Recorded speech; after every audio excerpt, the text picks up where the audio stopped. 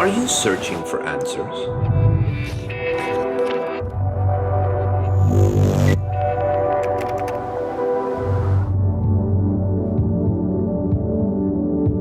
Discover your true identity. Stay tuned to Shalom World.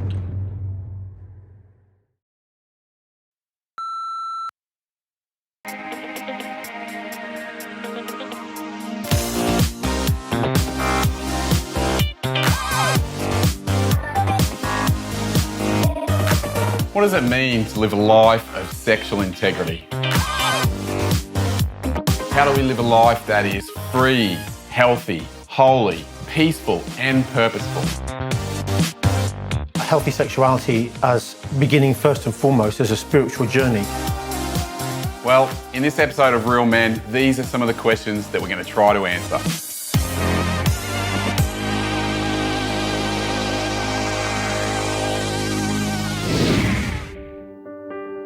Saint Irenaeus of Lyon said, God is glorified when man is fully alive. If we can get rid of unhealthy habits in our life and replace them with healthy, holy habits, not only will we enjoy a better quality of life, but will also glorify God.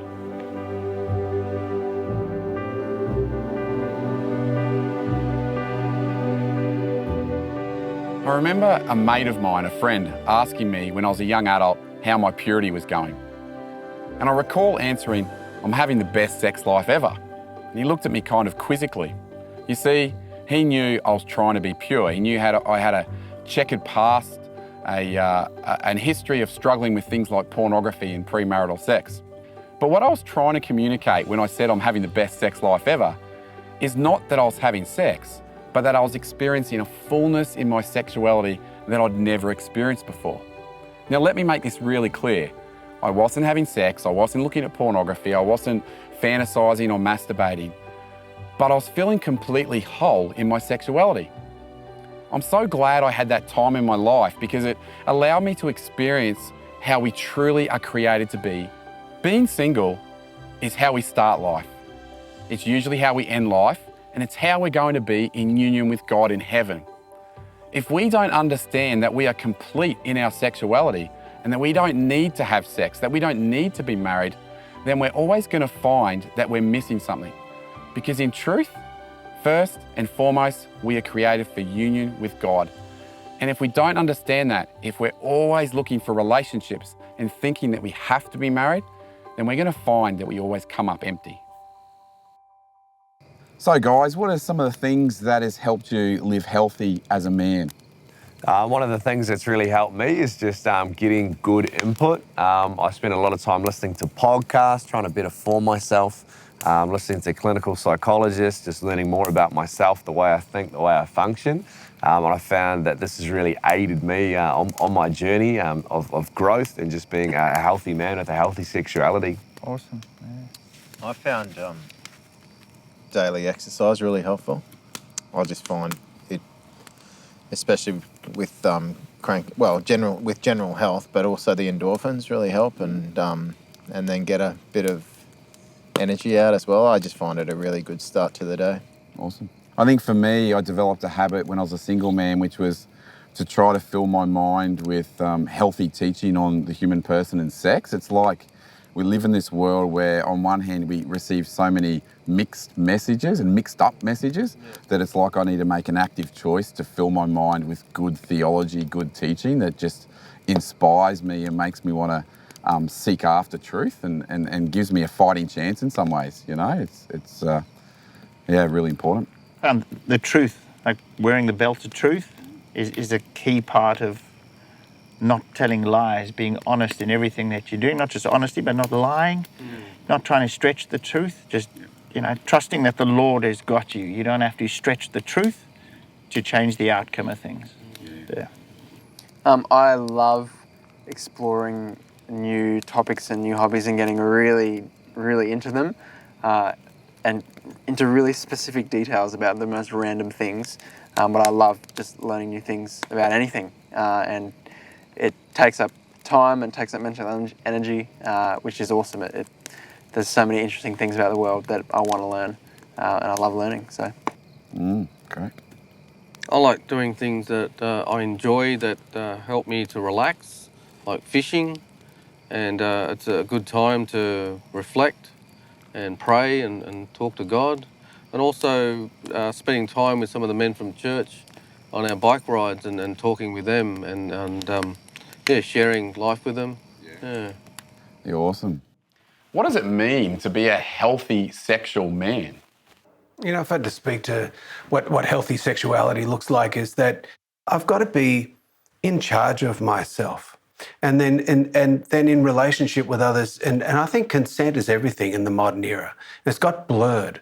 And so, what pornography has done is muddy the waters on consent. Yes. And it's certainly muddied it for young women. And so I think part of healthy sexual integrity for me in my marriage is to not assume consent, not assume that she's going to be responding to me in a certain way, and that in regards to all women, that I've got to come from a place of respect to the love of Eve, and that for me would be where sexual integrity and healthy sexuality would lie. I see healthy sexuality as beginning first and foremost as a spiritual journey. Is we've actually got to learn what it is to be able to curb how we relate healthily in a sexual way with each other. Yep. That goes to the comments that are made, that goes about being accountable about the stuff that we look at or don't look at or should look at or whatever it might be. But what happens is we've got to prune and prove one another around that. And that comes first and foremost, in my belief, from a spiritual foundation. When a man's spiritual foundations are good and they're joined up with his brothers, then he's much more likely to be able to grow into a healthy sexuality. Yeah. In the middle of our marriage, I ran into the discovery, and you don't get any training for this, I ran into the discovery that my wife didn't feel loved by me. And I was wondering why our intimacy was going down and our relationship was not very healthy and sexual. And I began to work on me, as we've said before, but the thing that I discovered was I love the way I need to be loved, but my wife needs to be loved differently. So I had to work hard to find out what she needed from me, and I had to have courageous conversations. Yeah. So again, it's the outward focus. Outward focus. Not inward, what I can get, but what can I give to build up the healthy sexuality in my partner, in my spouse? Sharply can I give that? Yeah. Not just general, cookie cutter love, cookie cutter sexuality, but personal, relational. I want men to be strong. I want them to be trustworthy. I want them to be kind and compassionate and understanding. I want them to be able to do their best at whatever they put their hand to. He walked around with more dignity and confidence. That was something I definitely saw change. He didn't have that cloud of shame hanging over him that would occur particularly after he would go through the cycle of having some binges on it. So he started to feel better about himself as a man and as a husband, and that was evident. It felt safe to be with him. It felt more playful, more fun, and there was that was really nice. Like, it really strengthened our marriage to see that change happen in him, because I began to trust him and feel safe with him, that I could be myself and not feel like I was being compared to anybody else. As a woman, what you're looking for is to enter into a sexual relationship freely, and to do that, you have to have the wholehearted relationship. So what I want is a man who will spend time with me, love going out with me, having breakfast together and sharing and doing all of those things that are part of a relationship, going through the hard stuff together. That makes you want then to give freely. And what I would say is, we're in this relationship as well. We need to love the sexual relationship. We need to love that intimacy, and we need to love giving in that way to our husbands. If we're not loving that, then there may be something wrong. There may be something we need to look at as well. Now, there's a whole lot of stuff that gets in the way for women. There's hormonal issues, and there's tiredness, and there's all sorts of the normal things that go on. But we need to enter into a fully participatory sexual relationship with our husbands and love that as well. It has to be mutual, so that he experiences that. he's not experiencing that, then he'll probably tend to move away and just focus on the sexual because that's what he wants, instead of feeling that that's being fulfilled in a marriage, in a whole relationship. His wife wants to enter into that as well, regularly, and he now is fulfilled and he's free to give from his heart, pleases both. It's a mutual thing, and I think a lot of women forget that. Formally and informally, it has been shown that when people are struggling with certain behaviours, that by replacing those behaviours with healthy activities such as sport or leisure, that it can help them break from the habits and help them recover from unhealthy behaviours in their life. Examples of this would include exercise. Now, when someone exercises, we can get a release of endorphins and serotonin into our bloodstream, into our brain. Endorphins, they help take pain away. They can help give us pleasure. Serotonin, now serotonin is known as the happy hormone because it can make us feel good. It can help us feel peaceful or content. Other chemicals, other neurotransmitters that are released in our brain are things like oxytocin. This can be released with things like singing, with activities where we experience physical contact or eye contact. Oxytocin is also released. Now, oxytocin is commonly referred to as the bonding hormone or the cuddle drug because it can actually make you feel closer to those with whom you're performing the activity. What we know now is that when we work with people at the sharp end of the stick, people that have got a sex addiction, is that it really is a map of where arousal is triggered through sensation and all of the five senses. And so for a man to really track back and learn what he finds attractive and where that came from is critical. What we know also is working with people that have been abused as children sexually is that that arousal template gets hijacked and that they can find themselves later in life experiencing attraction and paraphilias that they might never have been interested in if their sexuality wasn't hijacked.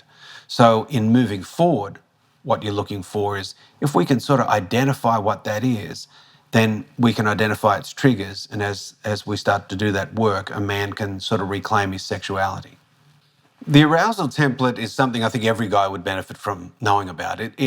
We are hardwired as human beings for procreation. So it's the way God made us, where the first look is on God. So what we know about early childhood development is we're meant to, over time, gravitate towards a sensuality and sexuality, and it starts with falling in love with mum. And over time, through what is available in our community, we start to grow an attraction and the combination of learning intimacy and then getting to the point of puberty. Well, we develop attraction, and it's exciting. It's what all the best songs and art and music and movies are made of. When speaking of habits, it is worth noting that lots of unhealthy habits can spring from boredom. Aristotle once postulated that nature abhors a vacuum. In other words, if you have lots of space in your life, and if you lack intentionality, it can be really easy to fall into unhealthy and unwanted habits. This doesn't mean that you don't have time for rest. In fact, rest time is absolutely critical. It is crucial. Everyone needs to rest, to have a time of Sabbath. But what it does mean is if you have a lot of spare time on your hands, then it can be easy to fall into some of those unwanted behaviours that you might have in your life. I want men to know that they are worth more than watching pornography. I want men to know that they deserve authentic, real love. And that's not in pornography. I don't know if you believe in yourself, but I believe in you.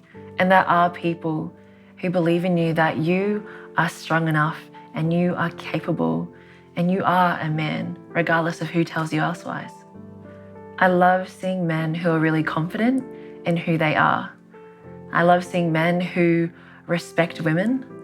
And I love seeing men who are able to look at women with pure hearts and with just genuine love and not as objects or something to be used. It's really important not to fixate on your struggles in life. In fact, when we concentrate on one particular thing, if we put all our willpower into not doing something, it can actually make it even harder, ironically, to not do that thing. Let me give you an example.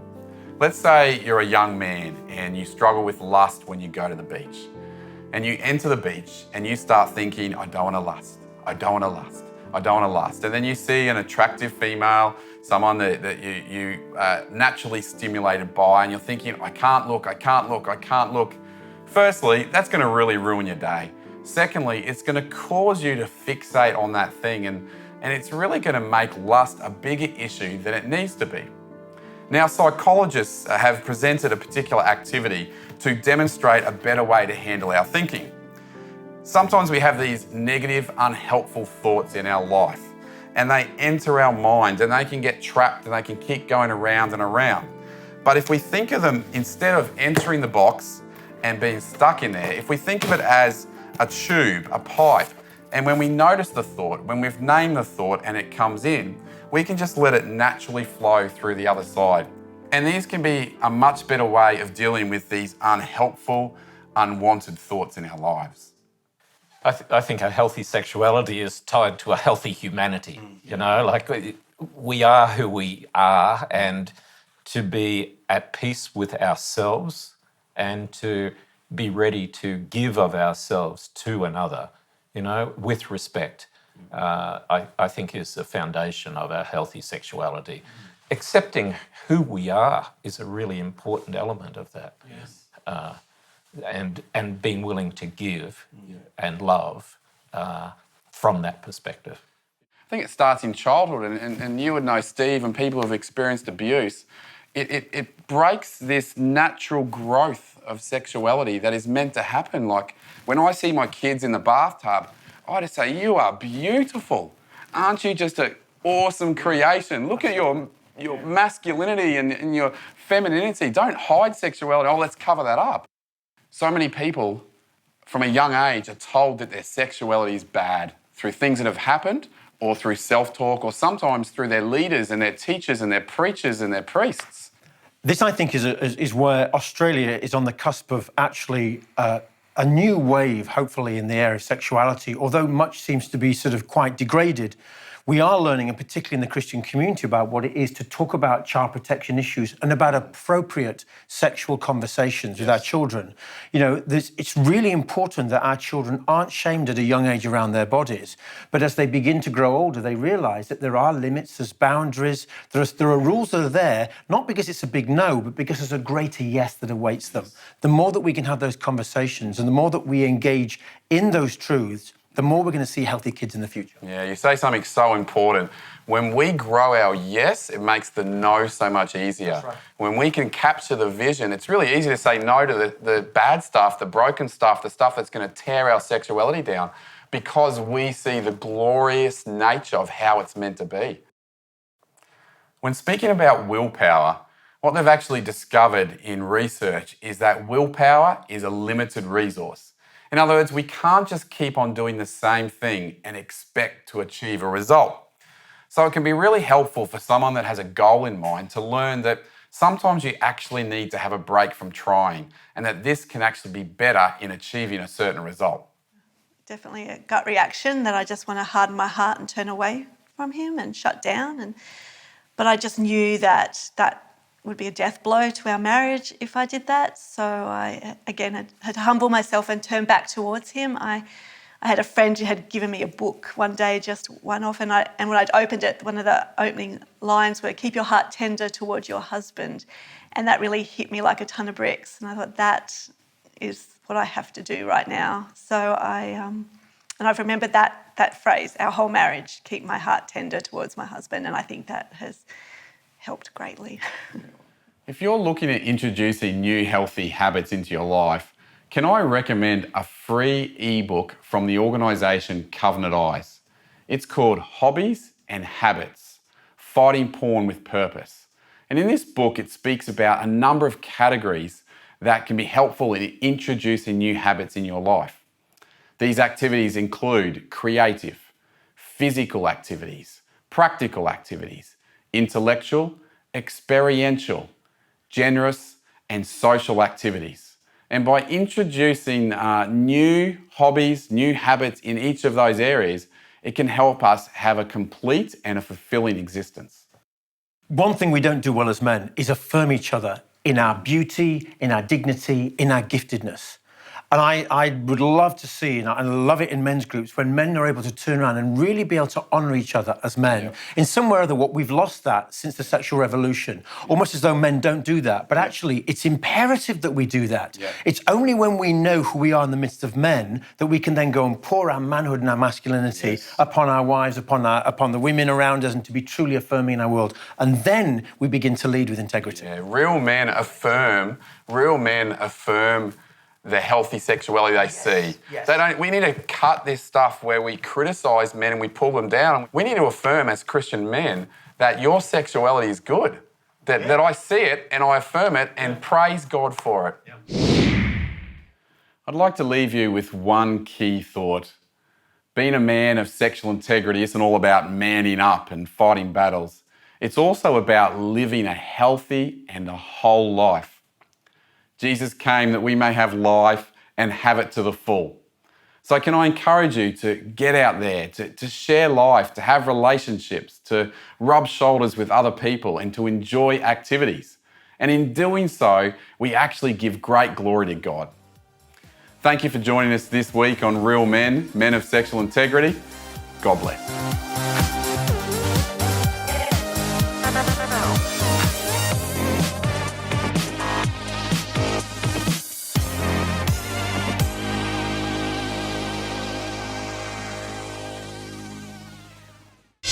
A lot of talk in our church today about the new evangelisation, and we might ask, well, what's new about the new evangelisation?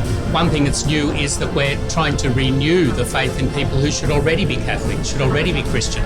Individuals, families, communities, whole cultures that need to rediscover the gospel. And so what's new is that they're getting a new shot in the arm of faith, of evangelisation. Another thing that's new about it is the way that we do that, and the new media and groups like Shalom World TV are very important for bringing the gospel anew to our cultures, to our families, to each of us individually. And so I encourage all the viewers of Shalom World TV, and I encourage Shalom World TV themselves to keep up the good work, to keep watching this channel and to keep up the good work of presenting the Catholic faith to our world today.